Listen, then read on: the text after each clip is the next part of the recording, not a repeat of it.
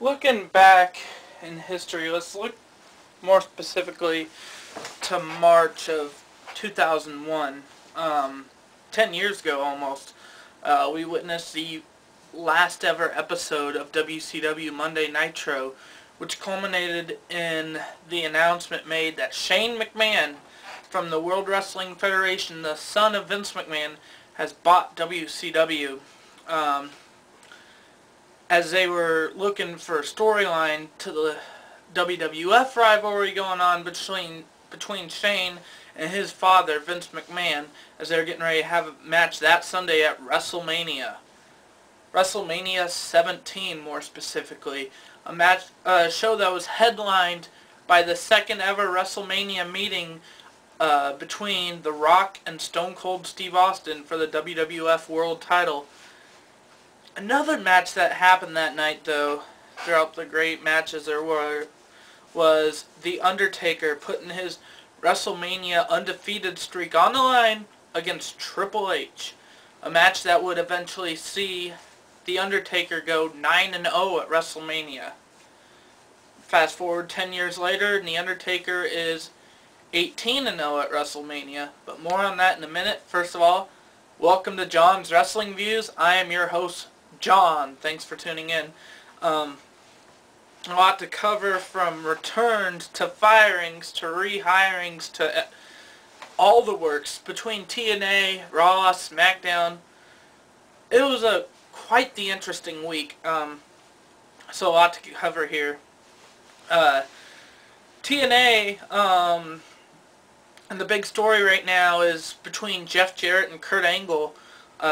They had a match at their last pay-per-view Against All Odds where if Kurt Angle won, he got to have full custody of his kids. However, if Jeff Jarrett won, Kurt Angle would have to walk his and Jeff Jarrett's wife, Kurt Angle's ex-wife Karen, down the aisle as she and Jeff were to renew their wedding vows come March 3rd on Impact. Well, in the match that saw things going both ways, ended in Jeff Jarrett getting the pinfall. Kurt Angle was forced to walk Karen down the aisle, but right after that match you see Kurt Angle taking off his boots and leaving him in the center of the ring, and Taz on the announce table saying that he was essentially showing a sign of that he was giving it up. Find that hard to believe, though, because come to watch Impact the following Thursday and Kurt Angle's out there attacking Jeff Jarrett. Kurt, make up your mind. You staying with TNA? You retiring? I mean, it's got to be one or the other. Me personally, I'm kind of tired of just the occasional run-ins. Maybe you had an injury after Bound for Glory, I don't know, but you know, it is what it is. I'm still thinking we haven't seen even close to the end of Kurt Angle yet. TNA is also a big push. In fact, TNA's Superstar of the Week, I would say, would have to be Hernandez. You know, coming back last week on Impact and making an impact by taking out both Matt Morgan and Mr. Anderson in their world title match on that Impact. Of course, the following Sunday was Against All Odds, where Hernandez once again took out Matt Morgan, and then the event culminated in Jeff Hardy regaining the TNA World Championship against Mr. Anderson in a ladder match.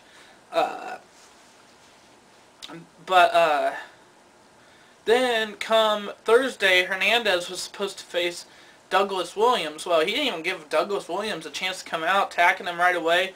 No offense from Douglas Williams at all, resulting in a brutal border toss to Douglas Williams. Looked like he could have really hurt his neck from that shot.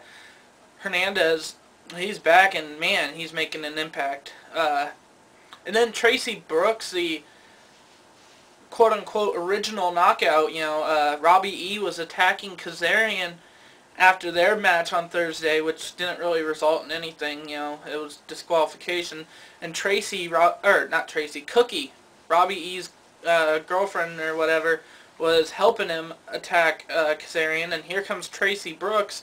Right before that, they showed that there was some sort of like love connection between Tracy and Kazarian. Uh, but nonetheless, another return. Look back to now WWE. Theodore Long's been gone with a quote-unquote injury. Apparently somebody attacked him, and Vicky Guerrero was investigating, saying, "Oh, who attacked Theodore Long?" Well, then she pointed fingers at Edge, banned Edge's spear before that, and then so said because Edge was using the spear during a match against Dolph Ziggler where he shouldn't have been, that she was stripping Edge of the world title, and she fired him on the spot last Friday on SmackDown. So at the end of the show, we see that she was going to present the title to the new world champion Dolph Ziggler, kind of a coordination ceremony, interrupted by the return of Theodore Long, who forced the truth out of Vicky Guerrero that it was Dolph Ziggler who attacked him. Which then he said, you know, Vicky, yeah, you fired Edge. I have the power to rehire. So Edge came out. World title match right there on the spot. Edge beat Dolph Ziggler with the spear, which is now legal. And then Theodore Long comes out again and says, oh yeah, by the way, Dolph, you're fired. And so Dolph Ziggler, for at least now, is gone. Carry on into Elimination Chamber last Sunday. You know, we see the return of Trish Stratus, as she is announced to be one of the trainers on Tough Enough this year, of course, with Booker T and Stone Cold Steve Austin. Trish Stratus came back just to make the announcement in that. And then shortly thereafter, Vicky Guerrero comes out telling Theodore Long to give Dolph a second chance. And Theodore Long says, you know, I am going to rehire somebody. Bringing back Kelly Kelly, who Vicky Guerrero fired a couple weeks ago. Kelly Kelly starts attacking Vicky Guerrero, which brings LayCool out, and then of course to attack Kelly Kelly, and Trish Stratus coming back out to help out Kelly Kelly, and a four diva brawl, which ended up with Trish Stratus delivering Stratusfaction. So Kelly Kelly the upper hand here. Edge retained the world title in the Elimination Chamber at in SmackDown's Elimination Chamber match, which right afterwards, great match by the way, it took a lot out of all 6 men in there, but right after the match, here comes Alberto Del Rio, the #1 contender, attacking Edge. Like I said, after this nice brutal Elimination Chamber match that Edge was in, attacking him, bringing back the return of a man who Del Rio injured a number of months ago. Christian is now back to get some revenge on Del Rio. Another return right there. You know, The Rock's back. There's so much going on with him, John Cena, and The Miz. Of course, Miz beating Lawler at Elimination Chamber. John Cena winning the Elimination Chamber match for the Raw side. The big story, however, came last night on Raw. For weeks now, we've been saying that somebody was going to return on 2/21/11. Well, they made it obvious last week it was going to be The Undertaker, so they had a countdown all through the show up until the end of the first hour, and The Undertaker making his return after they had the countdown go to 0 seconds. Undertaker comes out first with the Johnny Cash music that we've been hearing, and then, of course, his classic music. And before he has a chance to say anything in the middle of the ring, Triple H's music plays, and the return of Triple H, the two most anticipated returns of recent memory, happened on the same night.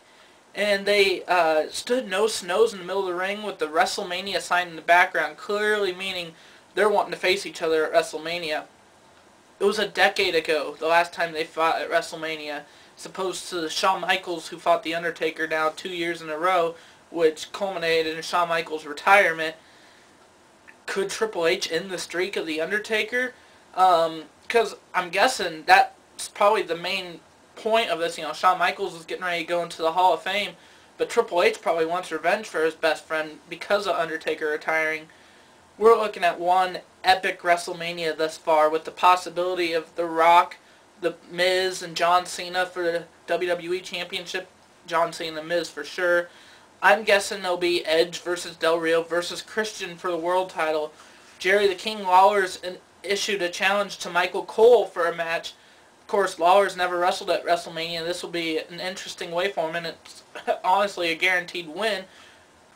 could this bring back the return of JR? Because, you know, we still need somebody at the announce table to call this. You know, I don't know if Booker T, Matt Stryker, and Josh Matthews is really the ideal WrestleMania announce team. Then, of course, I'm guessing, you know, Randy Orton versus CM Punk at WrestleMania as well. Maybe even Sheamus versus Mark Henry. Like I said before, you know, I don't know for sure if they're going to have a Money in the Bank ladder match at WrestleMania. But do expect this, at least with how things are going on right now.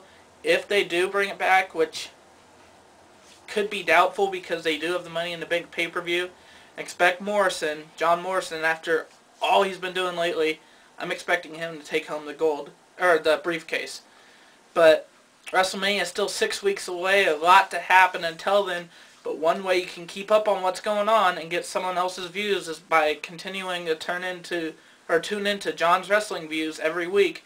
And I will gladly be here to give you the latest scoop and what I think will be happening next. But until then, I'm John. Thanks for tuning in. Have a good one.